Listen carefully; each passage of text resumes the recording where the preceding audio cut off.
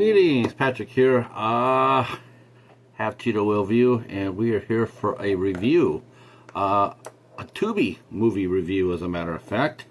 We were just, spooky season, and so we decided to take a spin around old Tubi and see if there's anything worth talking about. And we ended up on this movie called Hydra. Hydra is a 2025 movie, mystery thriller. It's directed by Bentman, and writers Bentman and Tiffany McDonald, and stars Tiffany McDonald and Eric Perez and Suzanne Raz. Where do you even start with this one? First of all, I knew going in what I was getting. I'll tell you that right now. I can't sit here and say, yeah, I expected a classic and, was surprised. But no, a movie like Hydra, I think what it was the fact that I saw that and was like, damn, that just sounds like it'd be perfect on the Sci-Fi Channel. I missed the Sci-Fi Channel, so I decided to go watch Hydra. So Hydra seems to be like it seems like it's a story of Hydra, or the Medusa. I guess Hydra is controlled by a woman.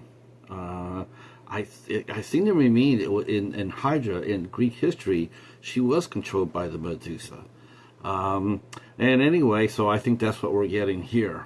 Of course, this is modern time, so when Tiffany wakes up, she has no idea where she's at, what she's about. She gets up and, she's got modern clothes on and what have you. And she gets up and she's been, she has absolutely zero know-how where she's at. But all of a sudden she looks up and there's her doppelganger staring right back in her face and says that, are you ready? And the other girl's like, that's amazing. You look just like me. I have no idea how this happened. And the doppelganger says, well, there's really no much time for that because you got to make a decision. You can either go ahead and go, or if you go through this door here, door number 2, you'll be there for, you won't be able to get out. So Tiffany turns around and she starts heading back the other way, but of course that leads her straight to the part where she didn't want to go to. So she comes in and she's looking around and she sees a modern home. It looks like this is in Texas. There's an oil rig going on in there, and there's small lakes or small ponds, and it looks like a modern day home. So she comes inside the house, and the house is beautiful. It's it's nice, but no one's there. There's no cars. There's no nothing. There's no phone. She has no phone. She has no idea where she's at.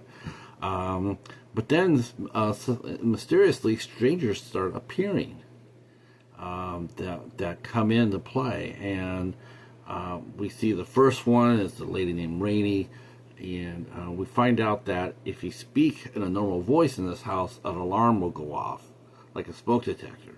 So you can't really talk in the house. So you have to go outside, or you have to write on a pad. Many times they're sitting there writing on the pad where they could have just walked outside, opened the door, stepped outside, and talked. And it wouldn't have to worry about getting eaten up. You can open the door and you're sitting right there. If something pops up, you get back inside the house. But that's stretching logic for this script. So one by one, there's three people that come in and meet a grisly doom, and the fourth one happens to be Hercules, and he comes in 2 different forms. He comes in as a samurai, an older samurai type, and then he comes back as a hunter type, armed with a high-powered rifle. And we find out basically this is Hydra. This is the regenerated Hydra, and so she is one that's been causing all the death and destruction around here. But she has no idea that she's doing it, or does she? So This movie is extremely confusing. It's very confusing. It has no backstory for it. It's only 70 minutes long, 66, plus 4-minute credits. No backstory. It takes forever to get to anywhere. There's just so many holes in this story. One of the funniest ones that made me laugh was there's this cop that comes into play. His name is Perez, and he comes in and he sits down, and he comes in, and they, instead of going back outside and talking, because by now Tiffany knows about speaking up too loud, it'll set off the alarm. So instead of just telling him, hey, stop there when we go outside, he has to hear the bell ring. He has to hear the cop then they and they're talking with each other by pen and paper, and she writes, what's your name, when his name is right there on his uniform, Officer Perez, right? What's your name? Ezekiel. It's just small little things like that. It's just and the behavior of the cop. As soon as he realizes that he doesn't know where he's at, or doesn't before he does, he's trying to, instead of trying to figure out what's going on to him, what's going on with Tiffany or anything else, he just he goes out there, he sees the Hydra, he puts shells on it. Doesn't really work, but he runs back to the house. Smart. But then he proceeds to absolutely gets hammered. He gets hammered. They don't have any resources at all, but there's a big bottle of booze there, so he can go get hammered. She's commenting that, like, serve and protect. Are you going to do anything to protect me? And he's like, I'm off duty. And then he gets hammered. He staggers outside after he fully saw the Hydra, but he thinks it's a good idea to get drunk and go outside. You just can't wait for him to buy the farm, and he does. It's just a really not a very written story, not a very well written story. The acting's pretty wooden.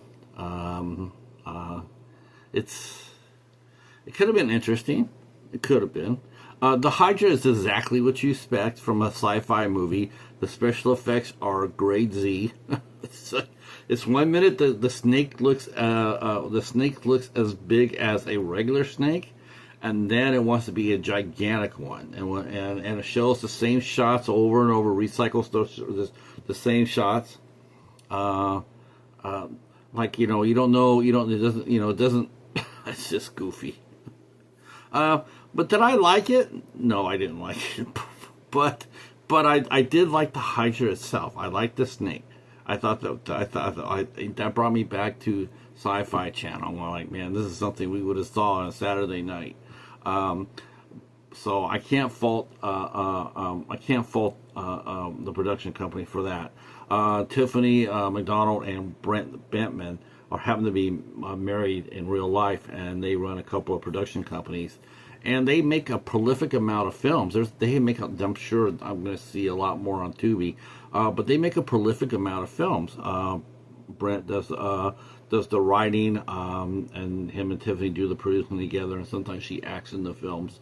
So it's pretty well-oiled machine. They got over 70 movies done, or Brent has done, and he's got a lot more coming through the pipeline. I don't know if this is an aberration. Like this is just, one of those ones they just snapped it off quick just to get it out there, or this is just the normal quality level that we're going to expect to see. He has a movie out called Texas Tornado. I will be checking that out because I love tornadoes. So I'm hoping for a hope that this is just an aberration, that there's better things ahead. I would like better things ahead. All right, that's it for this review for Hydra. If you like what this is free on Tubi. I would put it as PG-13. Nothing really objectionable, really. Actually, probably, other than a couple of curse words that you hear on network TV. I take this back. I probably level it down to a PG-13. There's absolutely no gore here at all. all the kills take place off screen. So there you go. That's it for Hydra. If you're new to the channel, just hit the button, and let me know about a recent Tubi film that you've seen. I'd like to know. I'd like to know if you saw a good one. Yeah. All right. That's it. Drop a comment down below, and we will see you for the next one. Peace.